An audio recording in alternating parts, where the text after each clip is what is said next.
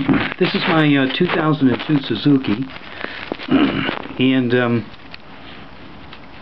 it's March 29th, and I decided that I was going to change the brake fluid in it.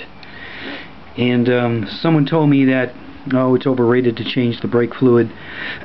Someone told me change it, and this is the grime that came out of there, and it's supposed to be a clear liquid. I got myself this Harbor Freight pump thing, and it's great because one person can do it. The only thing that I had problems with was seating the O-ring at the top of this cover in order to create the vacuum so that it would draw right from here, right from the bleeder valve.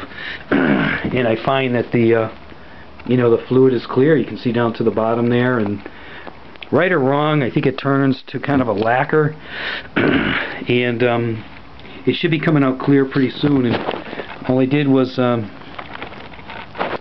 hook up I think this thing cost me $40 at Harbor Freight. It comes with all the parts. This is an 8mm wrench, and you just create a vacuum by pumping that thing like crazy. Wait till the gauge reads about 20 pounds, or at least that's what I was doing. And as soon as you create the vacuum, you open up this valve and the fluid comes down and gets caught in this container. I don't know what I'm going to do with it when I do it.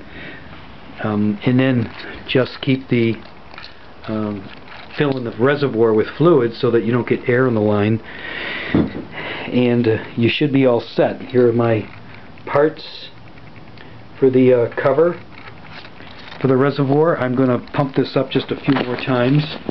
See if I can do it with one hand. It's not bad. You can see the fluid going that's in the line, creating a vacuum.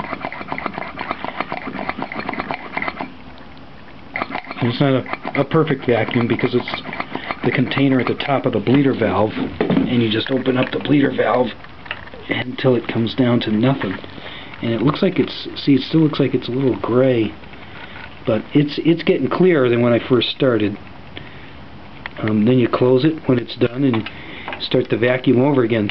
One of the tougher parts is this cap on top of the bleeder valve. It really does. This is where the vacuum doesn't happen when I'm pumping it, and you have to create a vacuum.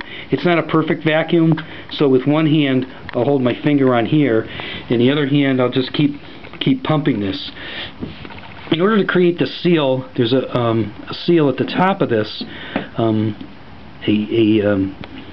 O-ring. I had difficulty seating it because the vacuum would not happen because of leaks here. So I sprayed some WD-40 on it and I actually seated it on top of the cap here, and then put the cap on top, and or the container, and put the cap on and twisted it off. It did not want to sit. The O-ring, it did not want to sit, so that's where there was a big problem for me. This is just a nuisance. This is a pain in the neck. The thing works. It's probably worth the money. And looking at that fluid now, that's looking a little clearer, so I'll probably do it one or two more times. It only took about 1/10 of that bottle to get through the whole line, so it's they always say use fresh fluid too, because you don't want to put crap in there, and crap out, crap in makes crap. So that's seems to work pretty well. I'm going to just finish it up, and should be all done. Ride safe.